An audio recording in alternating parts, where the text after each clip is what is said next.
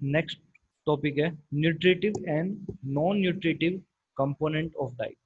Nutritive का मतलब होता है जो जरूरी है, ठीक है, जो न्यूट्रिशन प्रोवाइड करेगा हमें, that is called the nutritive. और नॉन न्यूट्रिटिव जो न्यूट्रिशन प्रोवाइड नहीं करता है, ठीक है। तो nutritive component of diet are those components which provide energy और कैलोरीज, ठीक है, एनर्जी प्रोवाइड करते हैं, कैलोरीज प्रोवाइड करते हैं। They are various nutritive component of diet. First is protein, पहला आपका प्रोटीन है, that is nutritive component of diet. Diet जो आपका न्यूट्रिटिव है, first protein. Protein it means the best substance for food stuff. Food stuff जो खाने में सबसे जो बेस्ट है उसी को प्रोटीन कहा जाता है। इसका मीनिंग है the protoplasm is form by protein which is the best which is the base of living cell. जो प्रोटोप्लाज्म है उसी से हमारी सेल रिपेयर होती है, उसी से हमारी सेल बनती है, ठीक है। तो उसके लिए नेसेसरी है protein. The maximum amount of protein is found in the tissue of our body. तो जो हमारे टिश्यू होते हैं, और टिश्यू किससे बनते हैं? सेल से, वहां पर पाई जाती है, ठीक है।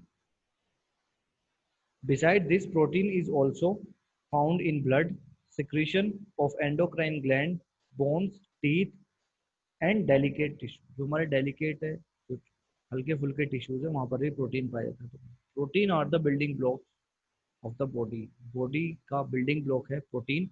If water is extracted from our body the maximum percentage of protein will be left behind in our body. अगर सारे वाटर को हमारी बॉडी से एक्सट्रैक्ट आउट कर लिया जाए, बाहर निकाल लिया जाए, तो वहां पर प्रोटीन ही बचेगा और कुछ नहीं बचेगा। The protein is a compound which is form by the combination of oxygen, carbon, hydrogen, ठीक है। तो ये ऑक्सीजन से बनता है, कार्बन से बनता है, हाइड्रोजन से बनता है, नाइट्रोजन से बनता है।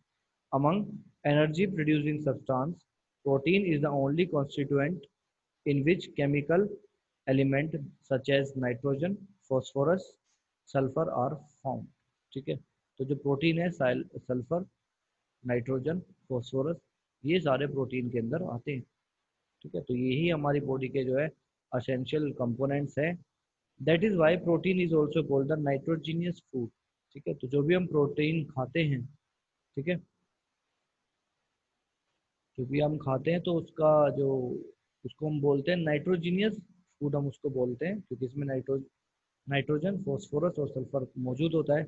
और physical growth and development will be retarded if we take less amount of protein. जो हमारी फिजिकल बॉडी है, जो बिल्डिंग ब्लॉक है, अगर हम प्रोटीन नहीं लेंगे तो हमारा जो बिल्डिंग ब्लॉक है सेल्स का, हमारी मसल्स का, वो कमजोर हो जाएगा और हमारी जो ग्रोथ है वो रुक जाएगी। सोर्स ऑफ प्रोटीन, कौन कौन से सोर्स हैं जो प्रोटीन के हैं, ठीक है। एनिमल प्रोटीन और वेजिटेबल प्रोटीन, दो तरीके के प्रोटीन है, एनिमल प्रोटीन या फिर वेजिटेबल। हम उसको वेज और नॉन वेज भी कह सकते हैं, ठीक है। Animal protein, the protein which we get from animal product is called animal protein.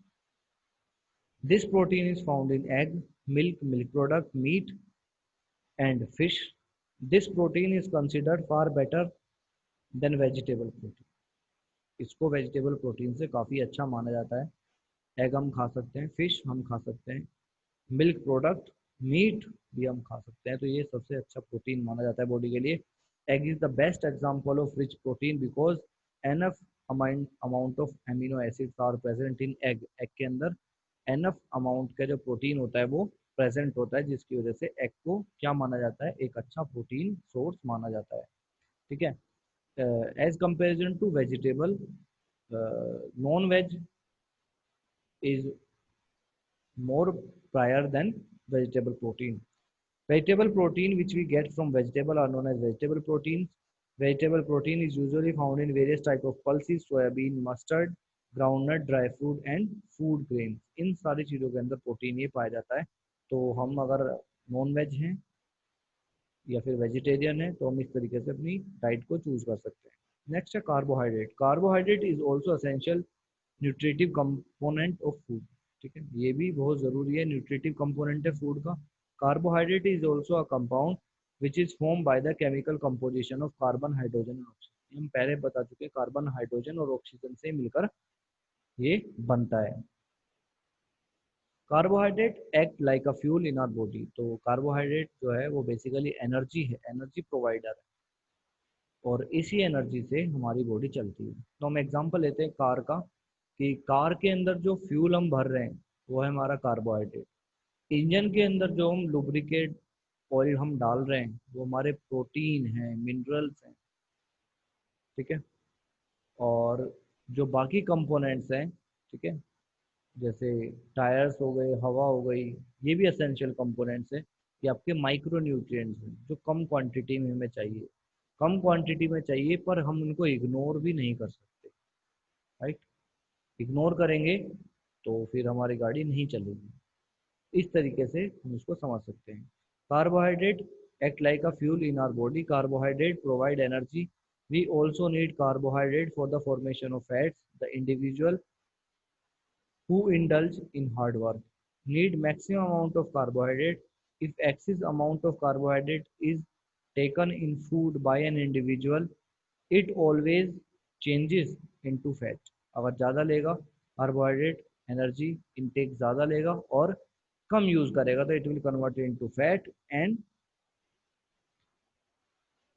After that it will be accumulated in fatty tissue, ठीक है, और फैटी टिश्यू में बदल जाएगा। सपोज आपका जो इनटेक है एनर्जी का वो 2500 किलो जूल है एक दिन का, आप इतनी एनर्जी का खाना खाते हैं, और उसमें से आप 1800 किलो जूल एनर्जी का कंजप्शन कर रहे हैं, मतलब इतना वर्क कर लेते हैं, वर्क करने के बाद आपकी इतनी एनर्जी खत्म हो जाती है, 1800 किलो जूल, और आपने ली कितनी है 2500, तो भी कितने बचते हैं 700। 700 किलो जूल एनर्जी आप डेली बचा रहे हैं। जब 700 किलो जूल एनर्जी आप डेली बचाएंगे तो वही एनर्जी आपकी फैट में कन्वर्ट हो जाएगी, और फैटी टिश्यू में कन्वर्ट होकर आपकी बॉडी को क्या बना देगी, फैटी बना देगी। तो हम क्या करेंगे फिर उसको, जितना हमारा रिक्वायरमेंट है एनर्जी का, ठीक है, या तो हम उतना ही लें, ठीक है, या फिर हम उससे कम लें, ताकि हम फिजिकली क्या रहें, फिट रहें। या फिर आप एक्सरसाइज करिए, एक्सरसाइज करेंगे तो आपका एनर्जी कंजप्शन बढ़ेगा, ठीक है, वो भी एक फैक्टर है। Due to lack of carbohydrate in the body the weight of an individual become less, the skin become loose and wrinkle start appearing on the face, ठीक है। तो अगर जिसके फेस पर रिंकल आ रहे हैं तो इसका मतलब उसको एनर्जी इनटेक काफ़ी कम है, ठीक है, एनर्जी कम ले रहा है। The individual become lean and thin, दुबला पतला हो जाएगा। On the other hand if an individual take right amount of carbohydrate in his food, his body weight start increase. अगर ज़्यादा अमाउंट में ले रहा है तो उसका बॉडी का जो वेट है वो स्टार्ट हो जाएगा इंक्रीज करना। He experiences high body temperature, ठीक है, उसको ज़्यादा गर्मी भी लगेगी। In such a condition an individual become lethargic. Lethargic का मतलब है कैसा हो जाएगा, सुस्त एकदम, इस तरीके से हो जाएगा। Source of carbohydrate, generally carbohydrate is found in rice, maize, jowar, bajra, pulses, gram, dry pea, dates, grapes, potato, banana, gur, sugar etcetera, इन सब में कार्बोहाइड्रेट पाया जाता है। तो ये सारी चीज़ें हम खा सकते हैं जिससे हमें एनर्जी प्रॉपर मिलती रहेगी। नेक्स्ट है fat. Fat is also an essential nutritive component of food. Fat is also a compound. ये भी compound है. It is made up of carbon, hydrogen and oxygen. Fat provide heat and energy to the body. तो fat का काम है heat और energy provide करना body को। It also help in regulation of the body temperature, body के temperature को regulate करने में भी हेल्पफुल है। It is helpful in making the body soft and oily and protect the body from extreme effect of hot and cold. अगर fat अच्छा खासा है तो एक ऑयली स्किन मेंटेन रहेगी आपकी, और आपको ज़्यादा गर्मी से और ज़्यादा सर्दी से ये बचाएगा, आपके ऑर्गन्स को बचाएगा, ठीक है, क्योंकि हमारी बॉडी के ऊपर एक प्रॉपर ब्लैंकेट आ जाता है फैट का, और जब प्रॉपर ब्लैंकेट आ जाता है तो हमें ठंड और गर्मी दोनों ही कम लगती है। It's accurate quantity make the body beautiful. For the purpose of energy fat is considered better than the carbohydrate, ठीक है।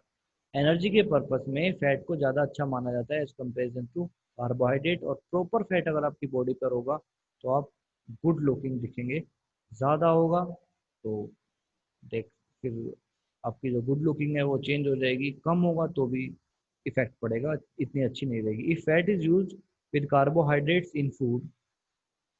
Fat can be digested easily as well as rapidly. There is a if excess fat is not used by the body, it is accumulated in the body due to which various organ of the body do not work efficiently. अगर आप ज़्यादा access लेंगे तो कुछ organs ऐसे होंगे जिनके ऊपर फैट आ जाएगा, उनके टिश्यू के ऊपर फैट आ जाएगा और जिसकी वजह से वो ऑर्गन प्रॉपरली वर्क नहीं कर पाएगा. If fat is available in less quantity in the food, carbohydrate to some extent changes into fat. ठीक है. Source of fat, animal source और वेजिटेबल सोर्स, ये दोनों आपको पता है. एनिमल सोर्स जो एनिमल से मिलेगा, ठीक है, जैसे ghee, butter, curd, fish oil, milk, meat, egg, ये तो एनिमल से हमें मिल रहे हैं, इसको एनिमल सोर्स. वेजिटेबल सोर्स जो हमें वेजिटेबल जैसे mustard oil, cotton seed, soybean और फ्रूट ग्रेन और कोकोनट से हमें मिलेगा. तो ये फैट हमारा वेजिटेबल फैट की कैटेगरी.